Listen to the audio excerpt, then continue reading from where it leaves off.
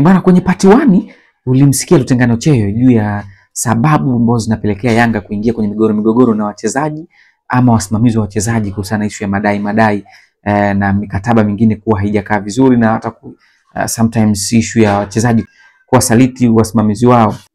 Sasa hivi hebu msikilize mwamba mwingine huyu hapa, naye anaelezea sababu. Kwa Yanga kesi zinazidi kwa sababu ya ujanja wao ambao wanautumia kwenye usajili.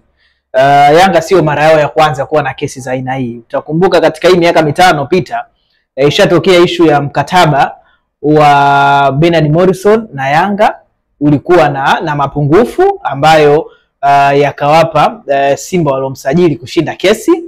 Pia na Yusuf Kagoma, utakumbuka pita msimu uliopita. Inaonekana Yanga pia ukiachana na kukiuka taratibu za usajili, pia kuna janja nyingi sana kwenye mikataba ambao wanakuwa wanawasainisha wachezaji, lakini pia kuna kudelay kwa issue ya fedha, unajua, ambazo wanakuwa wanakubaliana kwenye mkataba. Timu nyingi Bongo wanavyokwenda kusajili wachezaji hawampi mchezaji mzigo wote. Sawa, labda tumekubaliana tunakusajili Ofen Chikola kwa mkataba wa miaka 3, lakini signing fee yako labda ni milioni 200.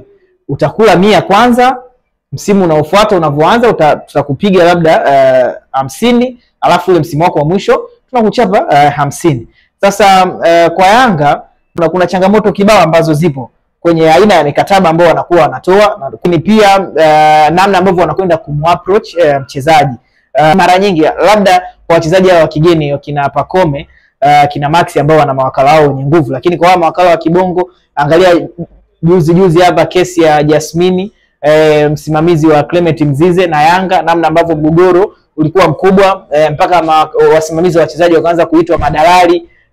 Juzi msimamizi wa Azizi Andabwile naye mgogoro umekuwa mkubwa. Kwa hiyo kuna namna Yanga kuna kwenye usajili aina ya mikataba ambao wanatoa inakuwa na shida kidogo, lakini pia approach ambazo wanazitumia, wanakwenda kuongea na wachezaji. Kwa sometime hii inapelekea sasa kuwa na mgongano kati ya mchezaji na wakala. Kwa issue ya Jasmine alikuwa anaongea vingine na hata kwa Mayele pia. Kwa kuna janja nyingi sana ambazo Yanga wanakuwa nazo kwenye usajili. Hiyo part 2.